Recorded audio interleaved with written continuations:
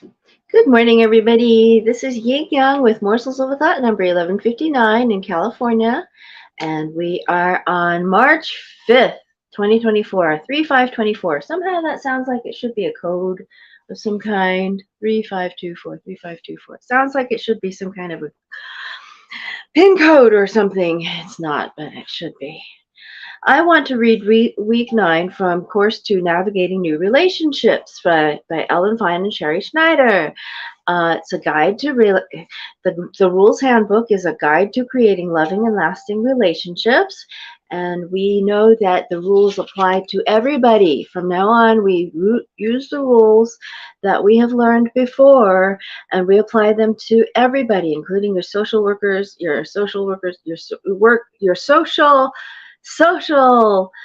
contacts, and your co-workers.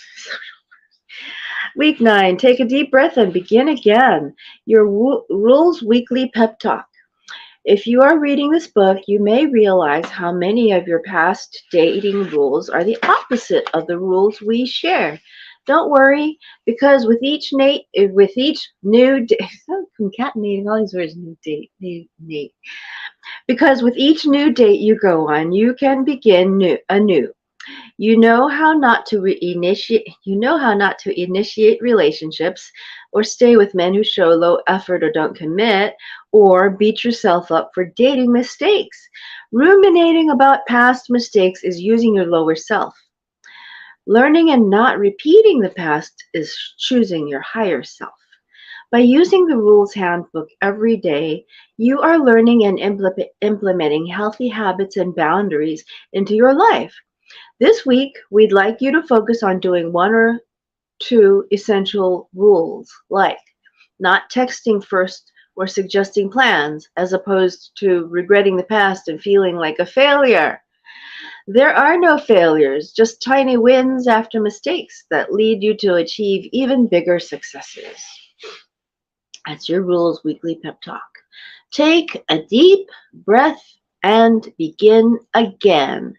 Daily Rules. Day 113. You still have time to reset. If you already contacted a guy first, this was Monday. If you already contacted a guy first, stop contacting him now. If you already bought him a shirt, don't buy him anything else. If you already paid for your share of a trip, don't pay any more or go on any more trips. If you let the dates go on endlessly or he ended the date first, look at your watch and end the next date extra early. Whatever rules you broke, don't break anymore. You don't have to be perfect. You can't undo the past, but you can become stricter going forward. If you're seeing him 4, 5, 6, or 7 nights a week, see him 3 times a week. Whatever it is, do less. So if you've been breaking rules, break fewer of them. If you know you're still breaking rules, just break fewer of those. Go progress, not perfection. You see that? A lot of people say that. The Fly Lady said it after Pamela I. Young said it. Dr. Duxie Vong says it. A lot of people say it. Progress, not perfection. Well, these rules authors are also hinting the same thing. They're saying whatever it is, do less. So what you know of, for example, I've made mistakes. I said that my name was Ying and my original name wasn't a one word. It's Ying Yang, Pei Ying Yang. If you see my little piggy bank up there, Pei Yang Pei Ying in Chinese. And I was talking to people and saying I wanted to become an author with one single name, Ying. Well, there was this man, and we were in a group of people at a film. We were watching some kind of nice film, and I didn't know him, but I knew other people in the group. I had actually invited people to go out that night, and somebody brought him that. Anyway, so he comes and he applies his meanness to me.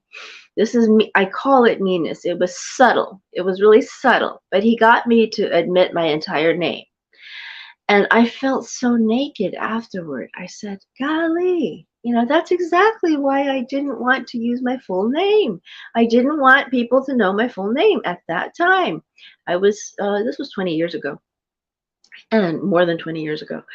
And all he did was he got my name, and then then he went on to ignore me.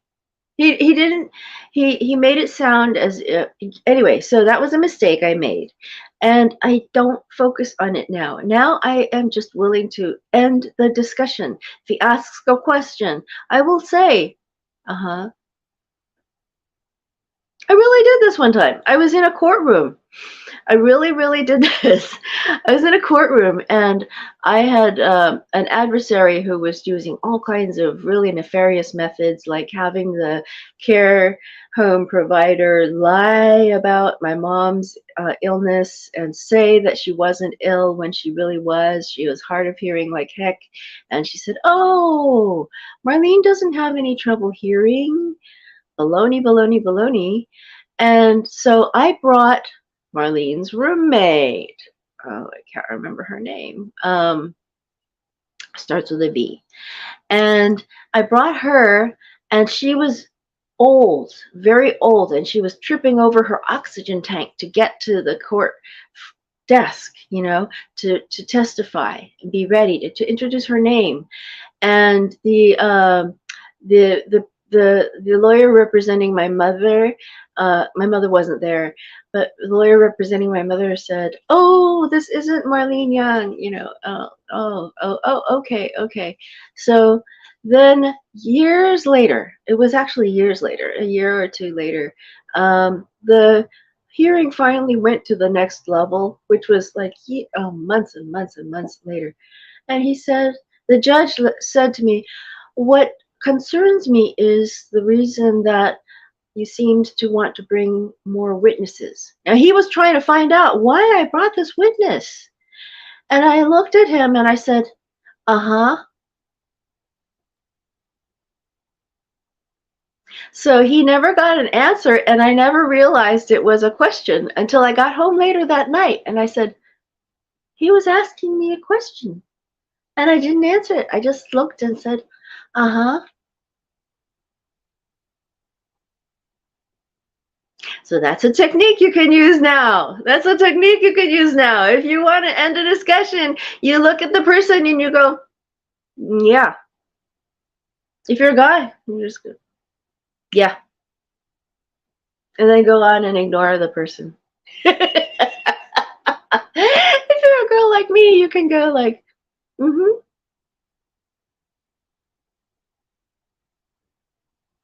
Okay. Talk to you tomorrow. Old Kinderhug. Bye.